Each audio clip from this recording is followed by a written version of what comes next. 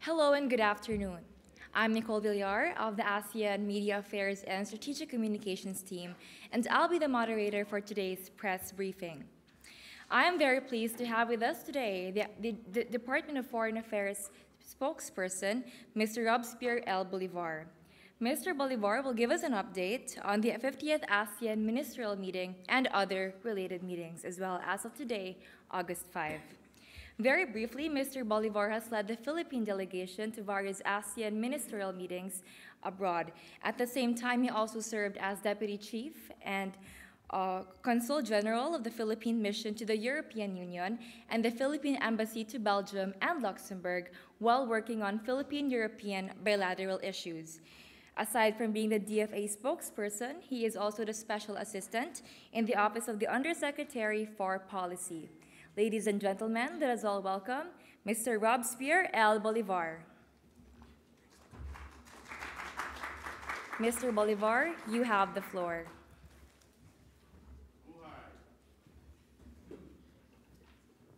Maraming salamat po. Good afternoon to everyone. And I am here to brief you on the results of the AMM and related meetings thus far. So if I may beg your indulgence, I have a prepared statement so I don't have to forget anything that happened.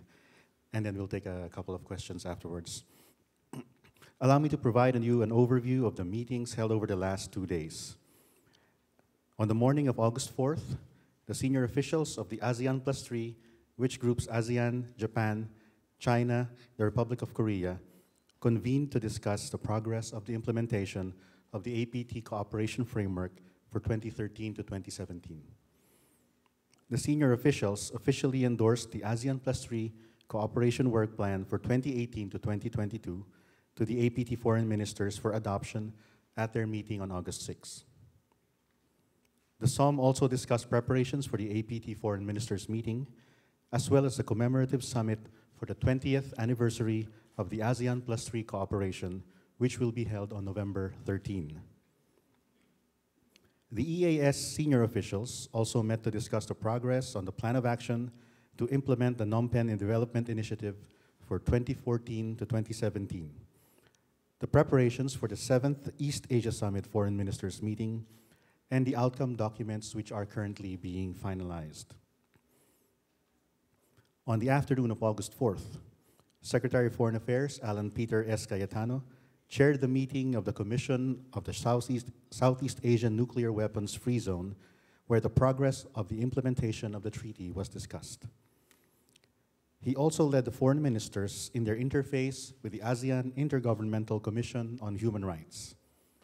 The ministers and the AICHR representatives discussed significant updates since their last interface. I believe this is their 6th interface, especially the entry into force of the ASEAN Convention Against Trafficking in Persons, especially women and children, on March 8, 2017. AICHR also briefed the ministers on the Commission's accomplishments focused on mainstreaming important human rights issues, including the AICHR Youth Debate, workshops on the environment and climate change, projects on corporate social responsibility, and regional dialogues on mainstreaming the rights of persons with disabilities.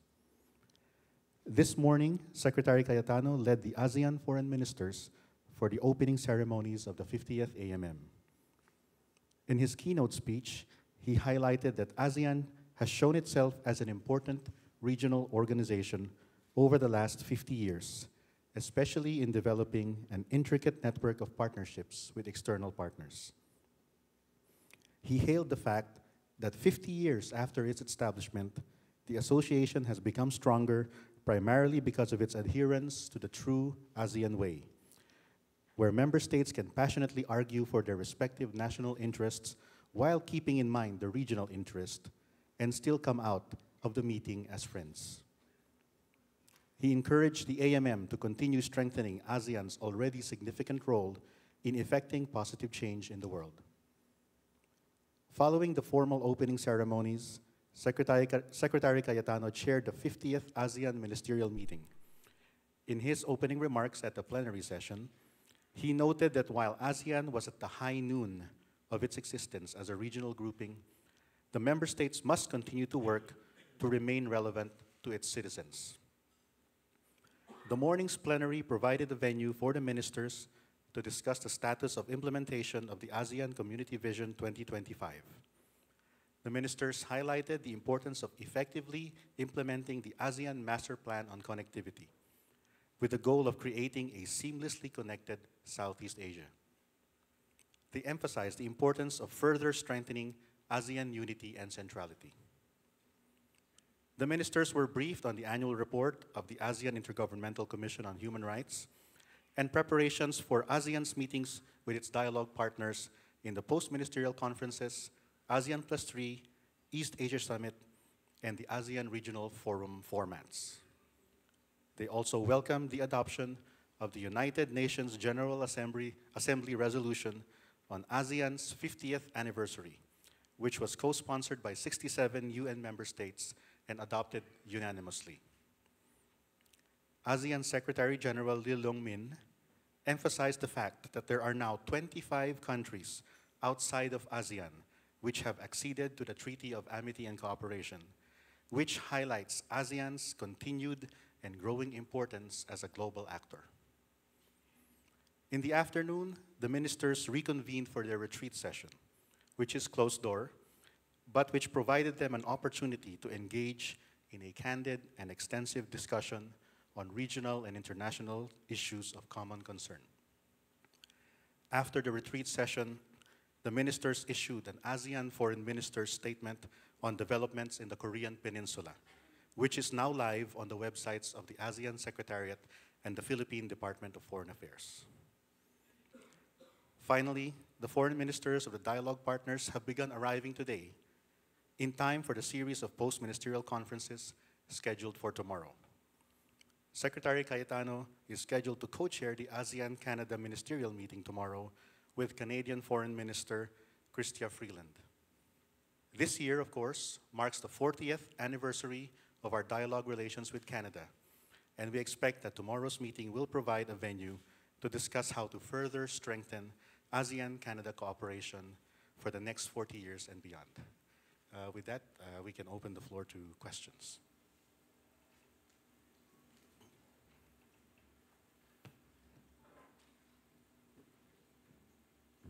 Thank you very much for the message, Mr. Robespierre Bolivar of the Department of Foreign Affairs. We now open the floor to questions. Please come forward to the microphone, state your name and affiliation, then your question.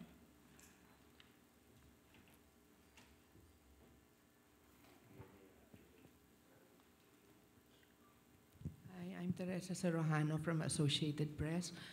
Did the ministers endorse the framework for the COC?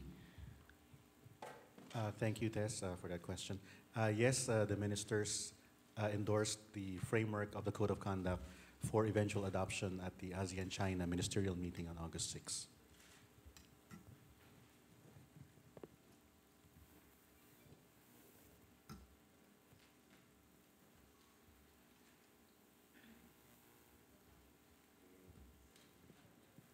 Good afternoon, sir. Rondon Caluzad, Kyodo News. Sir, just to clarify, before endorsement of the framework of the COC, was there a discussion about it, or it just went smoothly? And then I'd like to ask about East Timor. Was it discussed by the ministers about its application for ASEAN membership? Thank you, sir. Okay, thank you, Ronron.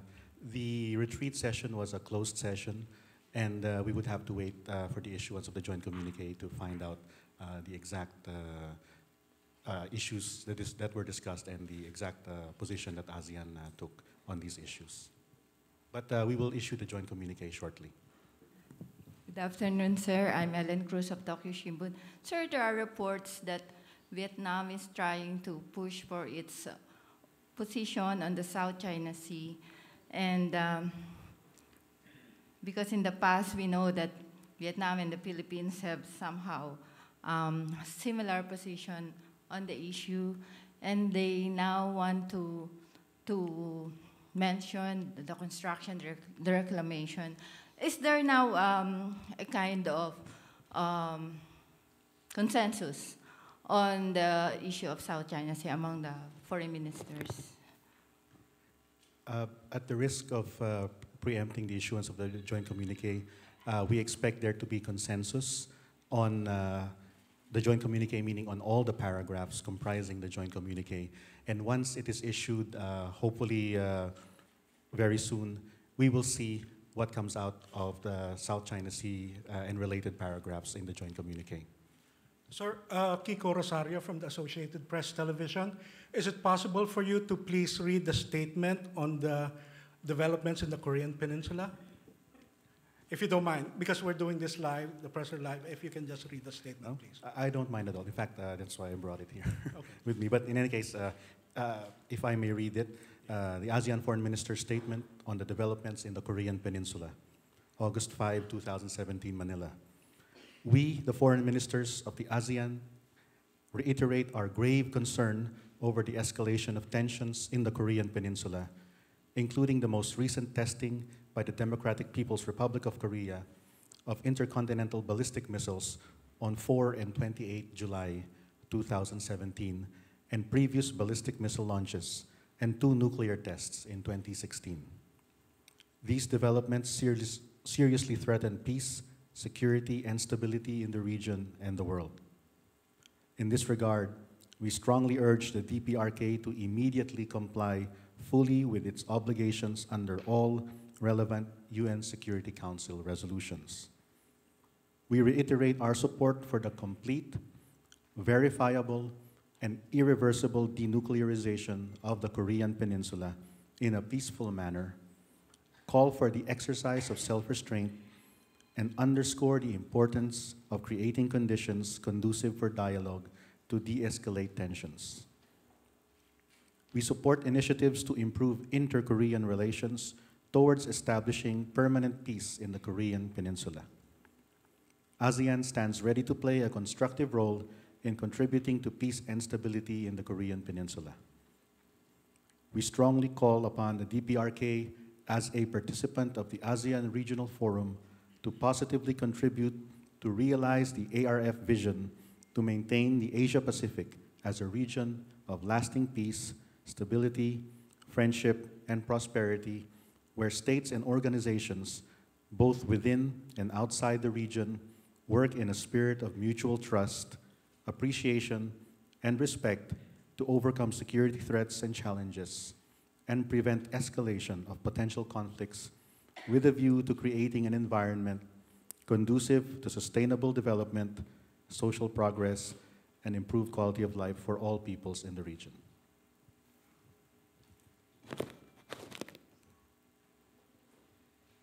Good afternoon, sir. Reporter from Xinhua News Agency.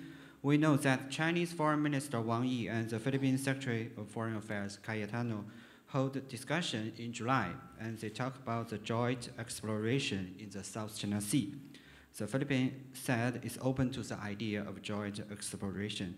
And Secretary Cayetano also said in the next day, for the stability, there will be a consultation about the joint development with the whole ASEAN countries. So my question is, did Secretary Cayetano bring the issue of joint development in the ASEAN foreign ministers meeting today? If not, why? And will the foreign minister talk about it in the coming days? Thank you. Thank you. I believe the Secretary also mentioned in his press conference following the visit of Foreign Minister Wang Yi, the following day, in fact, that what we are trying to do as Philippines is exploring if there is indeed anything to explore. And that was the Secretary's way of saying, we'll see if there is something that is worth pursuing.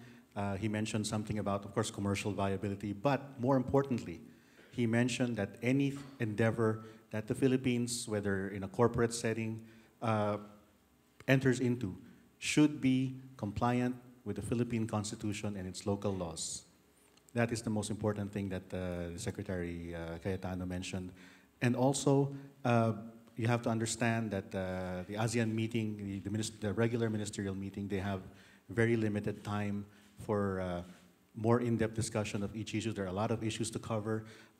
As you can imagine, they discussed DPRK, they discussed, of course, the South China Sea, they discussed countering violent extremism, terrorism, climate change, and all in a span of 2.5 hours. So we'll have to wait and see if there has been a discussion. These are in a retreat format, so again, closed door. We don't really know what went on inside the retreat until we see the joint communique, which will be, again, issued shortly. Sir, Christian Esguerra from ANC.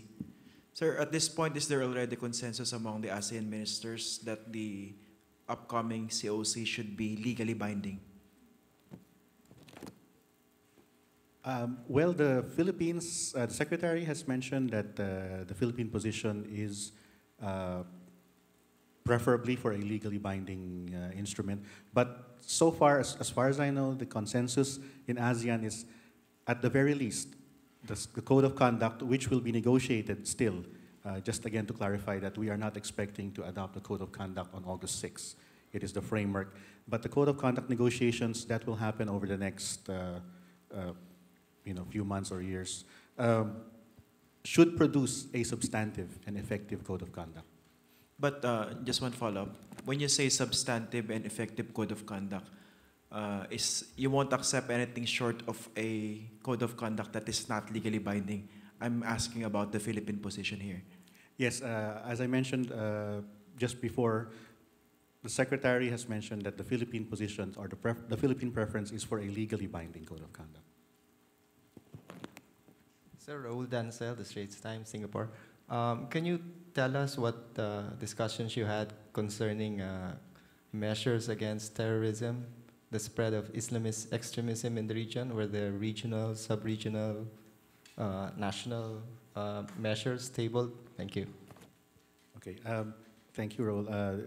These were discussed in the retreat, so again, closed door. But I believe the ministers, of course, took note of the current, the new trilateral cooperation mechanism between the Philippines, Indonesia, and Malaysia, and also various cooperative mechanisms that have been proposed and that are being considered, not just in the ASEAN format, but in the PMC's, APT, and the EAS and the ARF formats. Good afternoon, Sir Rob, JC Gotinga of CNN Philippines. First thing about the framework for the Code of Conduct. If the framework does not specify that the code is going to be legally binding, can there still be a way for the code itself to eventually be legally binding? Okay, the framework, again, is an outline.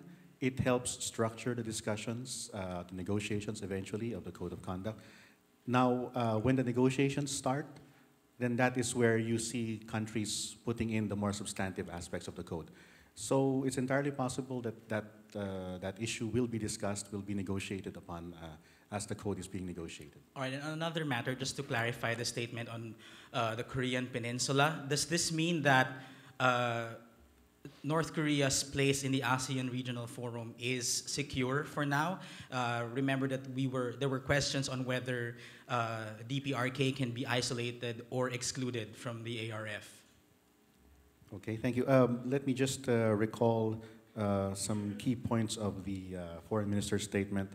It said that they want to underscore the importance of creating conditions conducive for dialogue to de-escalate tensions.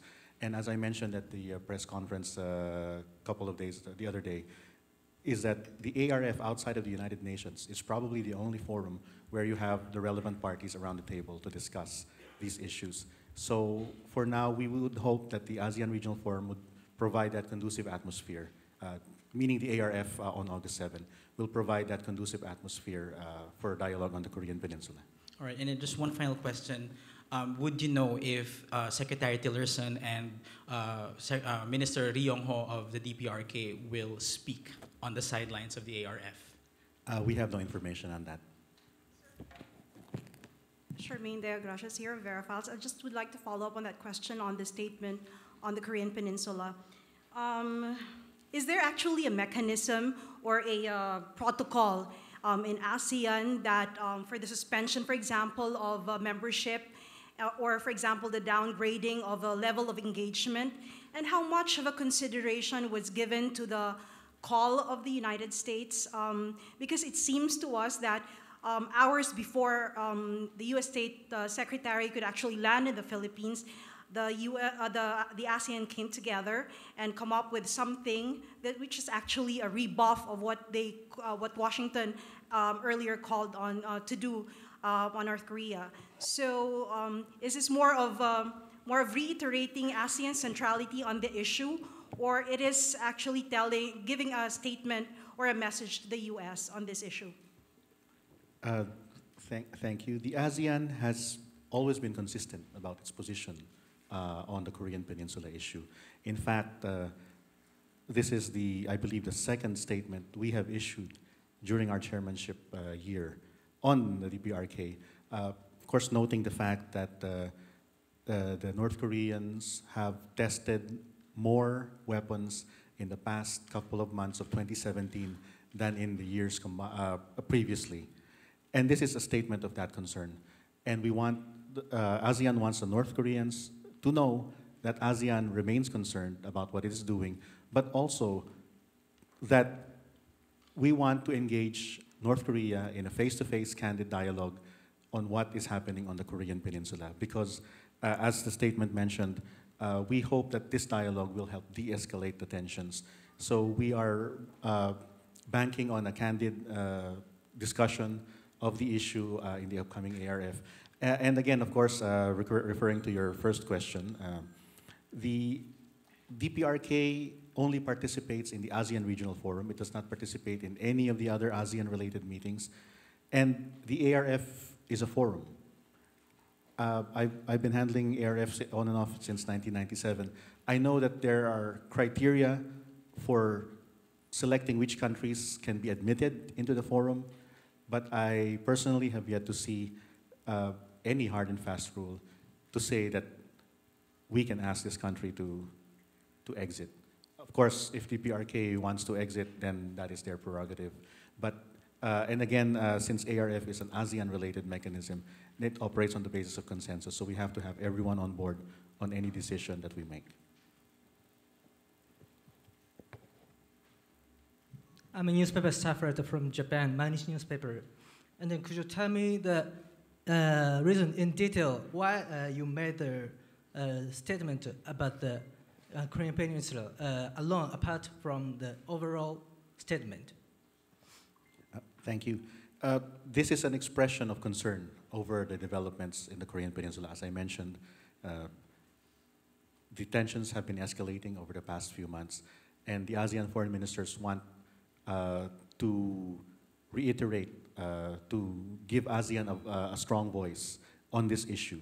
Of course, primarily geographically, the Korean Peninsula is very close to us geographically, and Philippines as chair, we have 58,000 plus Filipinos in the South Republic of Korea.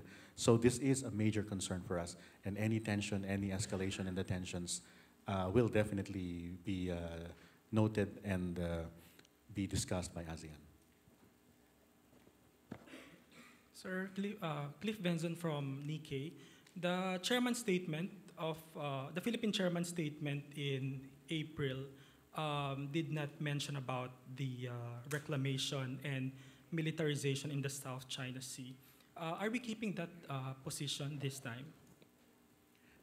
We will have to wait for the issuance of the joint communique, and it will be issued shortly. I heard that it's just being finalized, proofreading and all that, but we'll have to wait for the JC. And then you said that Secretary Cayetano prefers a legally binding code of conduct. Did he do anything to reflect that in the joint communique, or did the Philippines do anything to reflect that in the joint communique? Secretary Cayetano mentioned that the Philippines, as a country, prefers to have a legally binding code of conduct. But of course, the caveat there is we have to have an effective code of conduct. We have to have a code of conduct which all the parties observe and adhere to. And I believe that factored into the discussions on the issue of the South China Sea. But again, we'll have to wait for the joint communique to see what language appears in the relevant paragraphs. Okay, thank you, sir. Good afternoon, I'm Melo Acuña from China Radio International. Mr. Bolivar, has the Philippines as chair of the 50th ASEAN Conference in Manila, AMM, has the Philippines or ASEAN requested China to assist us collectively in convincing North Korea to stop its activities which endanger the region? Philippines as ASEAN chair. Yes. And collectively as ASEAN? Well, I think this particular statement and the foreign minister's statement of April 2017 is in fact ASEAN's call for the parties relevant to this issue to try to help to de-escalate the tensions. On your question of whether the Philippines as ASEAN chair has approached China or any other parties to the dispute, we have no information on that. Mr. Bolivar, are we familiar with the needs of North Korea? Because the testings may have something to do with what they need, like a more stable food supply. That is why we want to have a candid and free-flowing discussion with not just North Korea, with South Korea, with Japan, with China, with Russia, the US at the table at the ARF. And that is why it is important for all these parties to participate actively in the discussions in the ASEAN Regional Forum. Do you think we have the luxury of time to listen to all the parties during the ARF? Well, could you tell me if there's another viable alternative? Yeah, thank you. Good afternoon, sir. I'm from China Central Television and China Global Television Network.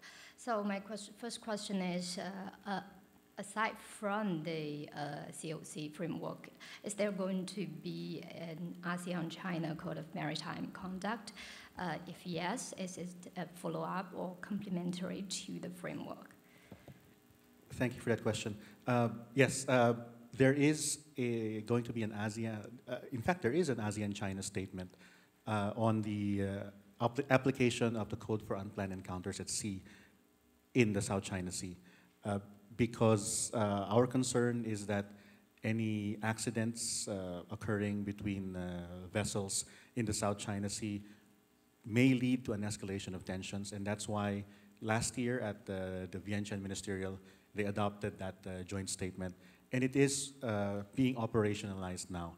Now, the framework is a more long-term goal. The framework of the Code of Conduct is a step towards having an effective code of conduct. So that is the strategic goal that we have. Yeah, second question, according to the agenda, there will be a signing ceremony for an MOU on ASEAN-China Center. Can you give us a brief introduction to that center? Yes, the ASEAN-China Center is a center based in Beijing, if I'm not mistaken, which promotes cooperation between ASEAN and China on all manner of interests, educational, science and technology, cultural, people to people. And we are signing what they call the revised MOU on the establishment of the ASEAN-China Center, because the existing MOU has or will soon expire, and they just want to extend the mandate of the ASEAN-China Center. Okay, thank you. Once again, thank you very much, Mr. Bolivar of the Department of Foreign Affairs, and to all of you for tuning in today's press briefing. We would also like to invite you to visit the Beyond Chocolate series booth outside the Taft Ballroom to witness the making of the famous Cacao de Bola from Cebu.